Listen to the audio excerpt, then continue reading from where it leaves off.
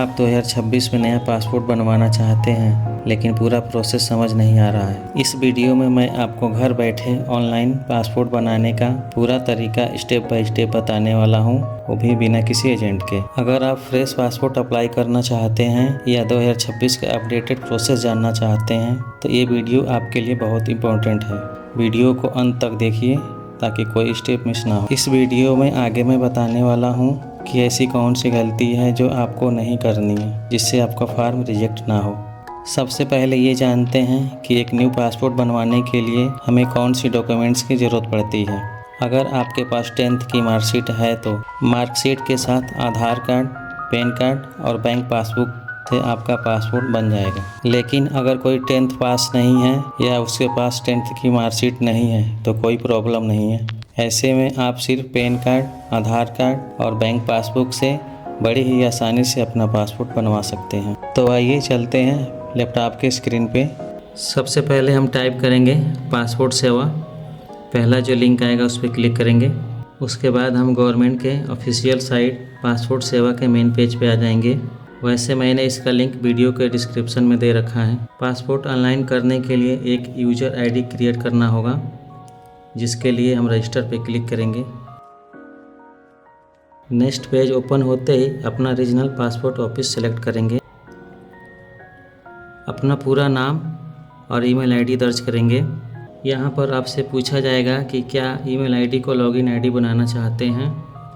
अगर हाँ तो एस पे क्लिक करेंगे तो आपकी ईमेल आईडी ही लॉगिन आईडी की जगह सेट हो जाएगी, जैसा कि आप देख सकते हैं। उसके बाद चेक अवेलेबिलिटी पे क्लिक करके ये चेक कर लेना है कि यह आईडी अवेलेबल है कि नहीं। उसके बाद कोई 8 डिजिट का पासवर्ड अपने हिसाब से रख सकते हैं, जैसा कि मैंने एग्जांपल स्क्रीन पे दे रखा है। इसके बाद साइन अप पे क्लिक कीजिए। आपके ईमेल आईडी पे 4 डिजिट का OTP आएगा, उसे दर्ज कीजिए। ये आप देख सकते हैं हमारे जीमेल आईडी पे 4 डिजिट का OTP आ चुका है। अब हम इसे यहाँ दर्ज करेंगे।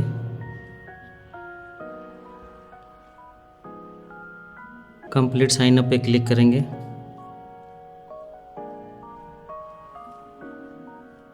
अब हमारी लॉगिन आईडी क्रिएट हो चुकी है। बैक टू लॉगिन पे क्लिक करेंगे। उसके बाद अपना ईमेल आईडी दर्ज करेंगे।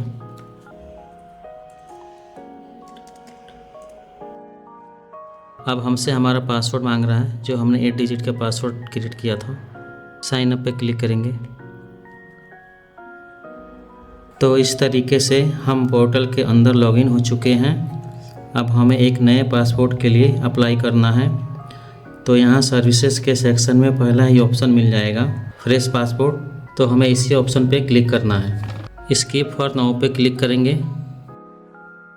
उसके बाद नेक्स्ट करेंगे। अब हमारे सामने कई सारे ऑप्शन आते हैं जो कि आपको यहाँ पर आपके अकॉर्डिंग सिलेक्शन करना है। जैसा कि हम पहली बार पासपोर्ट के लिए अप्लाई कर रहे हैं तो फ्रेश पासपोर्ट पे क्लिक करेंगे। इसके साथ नॉर्मल और तत्काल का ऑप्शन मिलेगा। नॉर्मल की फ़ीस होती है 1500 और तत्काल की फ़ीस होती है 3000। अगर आपको इमरजेंसी नहीं है तो नॉर्मल ही पासपोर्ट अप्लाई करना है, जिसके लिए हम नॉर्मल पे क्लिक करेंगे। 3rd नंबर पे बुकलेट टाइप पूछा जाता है तो हम 36 पेज को सिलेक्ट करेंगे। सेव एंड नेक्स्ट करेंगे। अब अगला पेज आता है जहाँ पे हमें अपना नाम दर्ज करना है। तो जैसा कि मेरा नाम राजेश सिंह है तो हम गिवन नेम में राजेश और सर नेम में सिंह लिखेंगे। अगर किसी का नाम राजेश कुमार सिंह है तो इस केस में आपको गिवन नेम में राजेश कुमार और सर नेम में सिंह लिखना है। इसके बाद जेंडर में मेल फीमेल जो भी जेंडर है आपका वो सिलेक्शन करना है। इसी के साथ में पूछा जाएगा कि क्या इस नेम के अलावा आपका दूसरा नेम है। तो मेरे केस में ऐसा नहीं है। अगर आपके केस में ऐसा है तो आप बता सकते हो, नहीं तो नो पे क्लिक करें। इसके बाद 3rd नंबर पे पूछा जा रहा है क्या आपने कभी नेम अपना चेंज करवाया हुआ है। नहीं तो नो पे क्लिक करेंगे। इसके बाद हमें डेट ऑफ बर्थ का सेक्शन मिलेगा। तो यहाँ पे हमें अपना डेट ऑफ बर्थ फिल करना है। इसके बाद हमसे हमारा प्लेस ऑफ बर्थ पूछा जाएगा। तो जहाँ पे आपका जन्म हुआ है उस जगह का नाम इंटर करेंगे। इसके बाद आपका मैरिटल स्टेटस पूछा जा रहा है। तो जो भी आपका मैरिटल स्टेटस हो उस पर क्लिक करेंगे।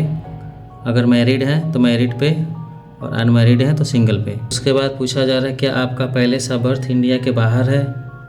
तो ऐसा नहीं है तो नो के ऑप्शन पे क्लिक करेंगे। उसके बाद हम अपना स्टेट सेलेक्ट करेंगे, डिस्ट्रिक्ट सेलेक्ट करेंगे, फिर बर्थ को सेलेक्ट करेंगे। यहाँ पर आप अपना पैन नंबर दर्ज कर सकते हैं और यहाँ पे वोटर आईडी का नंबर दर्ज कर सकते हैं। आप चाहें तो इसे ब्लैंक भी छोड़ सकते हैं। इसके बाद एम्प्लॉयमेंट टाइप के सेक्शन में आना है। यहाँ पे कई सारे ऑप्शन मिल जाएंगे। आप स्टूडेंट हो या हाउसवाइफ, जो भी हो आप अपनी कैटेगरी को सिलेक्ट करेंगे। जैसा कि मैं खुद का काम करता हूँ तो मैं सेल्फ एम्प्लॉयड पे क्लिक करूँगा। इसी के साथ यहाँ पे ये पूछा जा रहा है कि इनकी फैमिली में कोई गवर्नमेंट सर्वेंट है। अगर है तो इस पर क्लिक करेंगे, नहीं तो नो कर देंगे। अगला सेक्शन मिलेगा एजुकेशनल क्वालिफिकेशन का, जहाँ पर कई सारे स्लैब दिखाई देंगे। इसमें से जो भी आपकी क्वालिफिकेशन हो उसको सेलेक्ट करेंगे। अपना आधार नंबर इंटर करेंगे, आई एग्री करेंगे, सेव एंड नेक्स्ट। जैसे ही हम नेक्स्ट पेज पे आएंगे तो हमसे हमारे फादर का नेम पूछ रहा है। पहले कॉलम में उनका फर्स्ट नेम, थर्ड नेम में लास्ट नेम, फिर मदर का नेम पूछ रहा है तो मदर का पहला नेम, उसके बाद सर नेम में उनका लास्ट नेम। फिर यहाँ पे गार्जियन का नेम पूछ रहा है तो गार्जियन में फादर का नेम डाल सकते हैं। उसके बाद सेव एंड नेक्स्ट करेंगे। फिर हमसे यहाँ पे पूछ रहा है कि आप आउट ऑफ इंडिया रहते हैं, मतलब इंडिया के बाहर रहते हैं, तो हम नो पे क्लिक करेंगे। उसके बाद हम अपना पूरा एड्रेस फिल करेंगे, मकान नंबर, अपना विलेज, अपना पिन कोड। उसके बाद अपना स्टेट सेलेक्ट करेंगे, फिर डिस्ट्रिक्ट और फिर पुलिस स्टेशन। उसके बाद हम अपना मोबाइल नंबर दर्ज करेंगे, जीमेल आईडी। नीचे आपसे पूछ रहा है क्या ये आपका एड्रेस परमानेंट एड्रेस है, तो यस पे क्लिक करेंगे। उसके बाद आपसे पूछ रहा है कि आपका परमानेंट एड्रेस और प्रेजेंट एड्रेस सेम है, तो यस पे क्लिक करेंगे, फिर सेव एंड नेक्स्ट करेंगे, ओके करेंगे। यहाँ पे आपसे इमरजेंसी नेम और नंबर मांग रहा है, जो कि आप अपने फैमिली में किसी का भी दे सकते हैं। फिर सेव एंड नेक्स्ट करेंगे। पहले वाले कॉलम पे नो करेंगे, सेकंड वाला भी नो, थर्ड वाला भी नो करेंगे। उसके बाद सेव एंड नेक्स्ट करेंगे। उसके बाद जितना ही कॉलम दिखाई दे रहा है सबको नो करेंगे। उसके बाद सेव एंड नेक्स्ट करेंगे। नेक्स्ट पेज पे आते ही अब हमें अपने पासपोर्ट की प्रीव्यू शो होगा, जहां हमें ये चेक करना है कि जो भी डिटेल हमने फिल किया है वो सही है कि नहीं। अगर कुछ गलत है तो प्रीव्यू में जाकर सही कर लेंगे, और अगर सब डिटेल सही है तो सेव एंड नेक्स्ट करेंगे। फिर अगले पेज पे हमसे पूछ रहा है कि आप डॉक्यूमेंट्स में क्या क्या दिखाओगे। तो सबसे पहले प्रूफ ऑफ बर्थ में चाहें तो आप अपना बर्थ सर्टिफिकेट दिखा सकते हैं, या फिर परमानेंट अकाउंट नंबर यानी कि पैन कार्ड दिखा सकते हैं। अगर आपके पास 10वीं की मार्कशीट है वो भी दिखा सकते हैं। तो यहाँ पर हम 10वीं की मार्कशीट सेलेक्ट कर लिए हैं। फिर आपसे यहाँ पर पूछा जा रहा है कि प्रूफ ऑफ रेजिडेंस एड्रेस में क्या दिखाओगे, तो हम यहाँ पर आधार कार्ड सेलेक्ट कर लेते हैं। उसके बाद आई एग्री पे क्लिक करेंगे। फिर हमसे पहले से पूछ रहा है तो हम अपना डिस्ट्रिक्ट का नाम इंटर करेंगे, उसके बाद सबमिट करेंगे। नेक्स्ट पेज पे आते ही आपको अपना फीस पे करना है। पे एंड शेड्यूल अपॉइंटमेंट पे क्लिक करेंगे। अब हमारे सामने कुछ ऐसा पेज दिखाई देगा जहां से हमें अपना नज़दीकी पासपोर्ट ऑफिस सेलेक्ट करना है। उसके बाद डेट पे क्लिक करेंगे। अब हमारे सामने जो भी ग्रीन कलर का डेट दिखाई देगा उसे सेलेक्ट करेंगे। डेट सेलेक्ट होने के बाद पेमेंट में क्लिक करेंगे।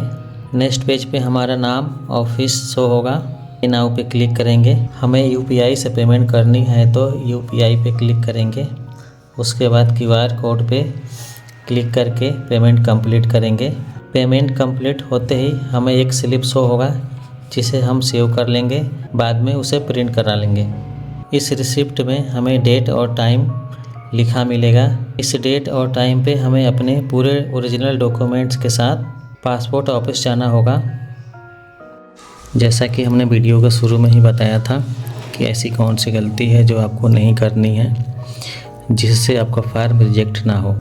बहुत से लोग वीडियो में बताते हैं कि सिर्फ 2 डॉक्यूमेंट से पासपोर्ट बन जाएगा, और किसी किसी का बन भी जाता है, लेकिन आपको मिनिमम 3 डॉक्यूमेंट्स ज़रूर लेकर जाना है। इससे आपका फॉर्म रिजेक्शन के चांस ना के बराबर हो जाता है। उसके बाद जिनके पास 10th की मार्कशीट नहीं है वो अपना बैंक पासबुक को अपडेट करवा लें। बहुत से लोग अपना बैंक पासबुक अपडेट नहीं करवाते हैं, जिससे उनका पासपोर्ट होल्ड हो जाता है। अपॉइंटमेंट के दिन जाने से पहले डिजी लॉकर अपने मोबाइल में इंस्टॉल कर लें, क्योंकि कई बार पासपोर्ट अधिकारी आपका वो ओरिजिनल डॉक्यूमेंट्स डिजी लॉकर से वेरीफाई करते हैं। ये 2 छोटी छोटी गलती हैं जो अक्सर लोग करते हैं और बाद में उनका पासपोर्ट बनते बनते होल्ड हो जाता है। दोस्तों, आप अपने डॉक्यूमेंट्स को एक बार ज़रूर चेक कर लें, क्योंकि डेट ऑफ बर्थ, एड्रेस और नाम की स्पेलिंग एक दूसरे से मैच करना चाहिए।